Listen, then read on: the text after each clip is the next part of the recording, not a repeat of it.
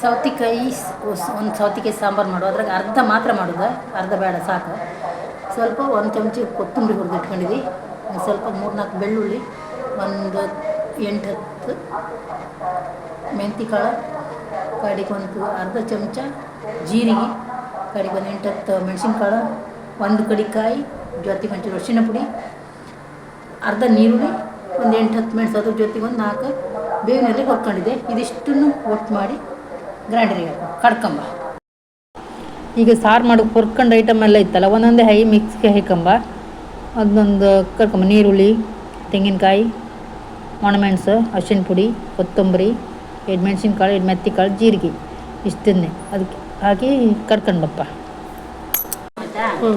ಈಗ ಸೌತೆಕಾಯಿ ಮತ್ತು ಟೊಮೆಟೊ, ಒಂದು ನೀರುಳ್ಳಿ ಹಾಕಿ ಬೇವು ಇಟ್ಕೊಂಡಿದೆ. ಇದೀಗ ತೊಗರಿಬೇಳೆ ಹಾಕ್ತೆ. ಇದಕ್ಕೆ ತೊಗರಿಬೇಳೆ ಹಾಕಿ ಸೌತೆಕಾಯಿ ಪುಡಿ ಬೇರೆ.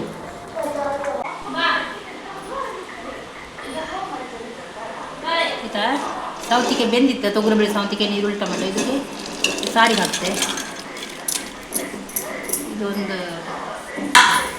ಅದಕ್ಕೊಂಚೂರು ಇಷ್ಟರ ಬೆಲ್ಲ ಹಾಕ್ತೆ, ಒಂದು ಸಣ್ಣ ತುಂಡು ಬೆಲ್ಲ. ಇದೊಂದು ಕುದಿ ಬಂದರೆ ಆಯ್ತು ಸಾರು. ಅದೆಲ್ಲ ಬೆಂದಿತ್ತು, ಸೌತೆಕಾಯಿ ಅದೆಲ್ಲ ಬೆಂದಿತ್ತು. ಸ್ವಲ್ಪ ಕೊತ್ತಂಬರಿ ಸೊಪ್ಪು ಹಾಕಿಬಿಡ್ತೀವಿ. ಈಗ ಕಡೆಗೆ ಒಂದು ಒಗ್ಗರಣೆ ಕೊಟ್ಟರೆ ನಮ್ಮ ಸೌತೆಕಾಯಿ ಪುಡಿ ಮುಗೀತು. ಇಷ್ಟೇ. ಸಾರಿಗೆ ಸ್ವಲ್ಪ ಉಪ್ಪು ಹಾಕ್ತೆ. ಉಪ್ಪು ಹಾಕಲ್ಲ?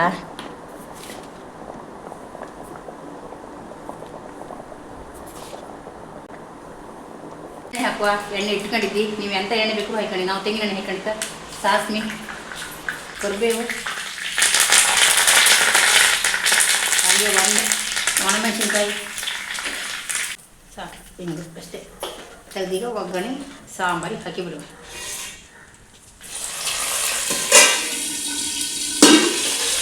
ಇಷ್ಟೇ ಸಾಂಬಾರು.